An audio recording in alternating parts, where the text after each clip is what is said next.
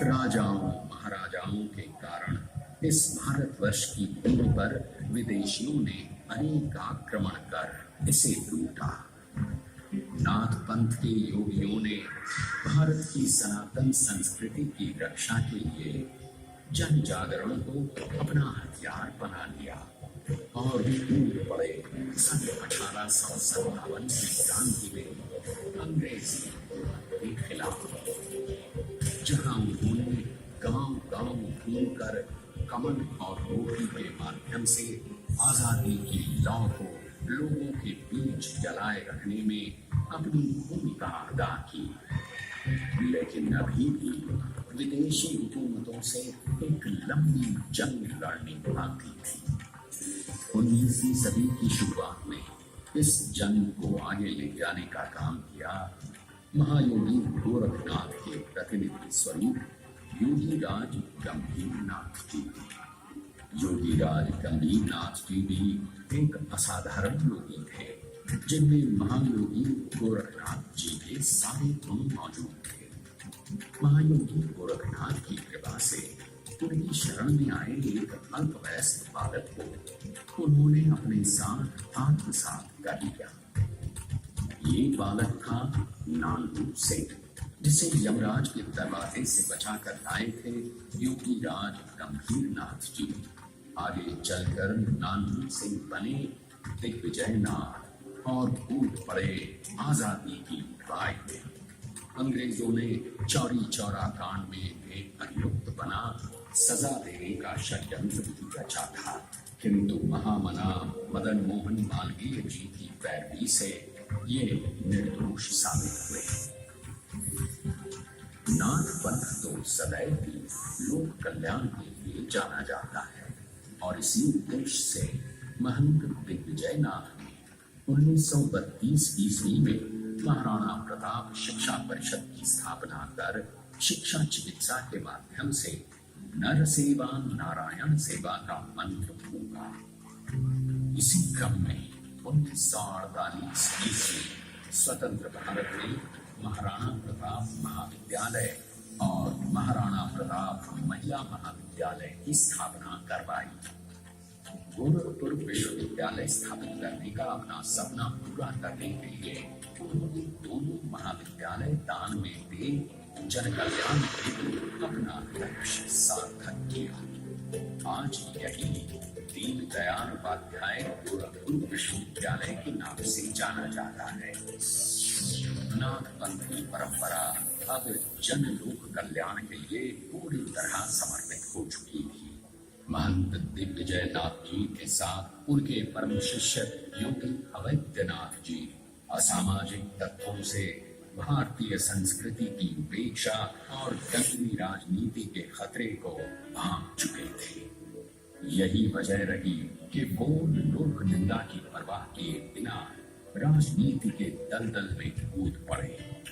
जनता के पुरजोर समर्थन से 1967 में जहां महंत दिग्विजयनाथ जी देश की लोकसभा तो दूसरी ओर उनके शिष्य अवैधनाथ जी उत्तर प्रदेश की विधानसभा में जनप्रतिनिधि बनकर धर्म संस्कृति से लेकर शिक्षा और गोरक्षा जैसे मुद्दों पर अपनी आवाज बुलंद करते रहे। यहाँ तक कि जब श्री राम जन्मभूमि पर भव्य मंदिर के निर्माण के लिए सर्वमान्य नेता की जरूरत पड़ी तो महंत अवैधनाथ जी सबसे आगे खड़े दिखाई दिए। इस योगी परंपरा को महंत दिग्विजयनाथ जी के बाद योगी अवैधनाथ जी ने परिपूर्ण ढंग से संभाला और 75 वर्ष की आयु में उन्होंने योगी आदित्यनाथ जी को अपना उत्तराधिकारी घोषित कर दिया। योगी आदित्यनाथ जी भी नाथ परंपराओं को साक्षी मानकर लोक कल्याण हेतु पीड़ित मानवता को प्राण देने, दलितों वंचितों को उनका हक दिलाने, विश्वान की परंपरा का अनुसरण करते हुए अपने इस पीठ के सुख वैभव को त्याग कर लोक कल्याण का पथ प्रशस्त करने के लिए निकल पड़े। युग बदले, दौर बदला, लेकिन महायोगी गोरखनाथ की विचारधारा आज भी कायम है। यही वजह है कि दुनिया भारत की ओर देख रही है।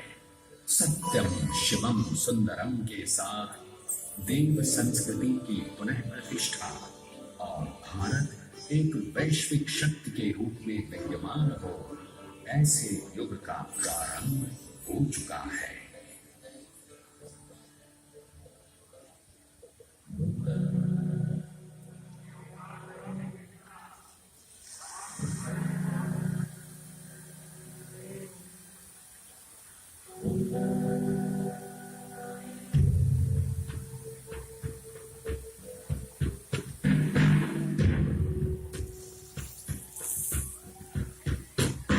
सत्यं शिवं सुन्दरम् सत्यं शिवं सुन्दरम् सत्यं शिवं सुन्दरम् सत्यं शिवं सुन्दरम्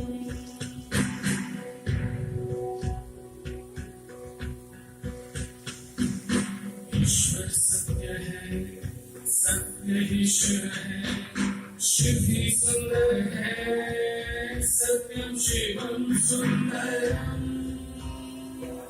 सत्यम शिवम सुंदरम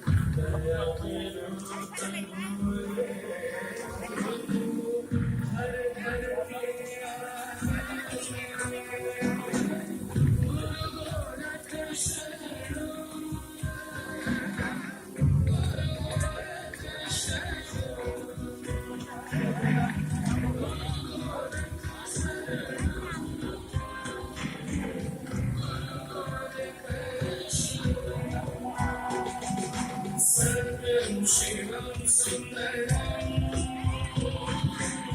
सत्यं शिवं सुन्दरम् सत्यं शिवं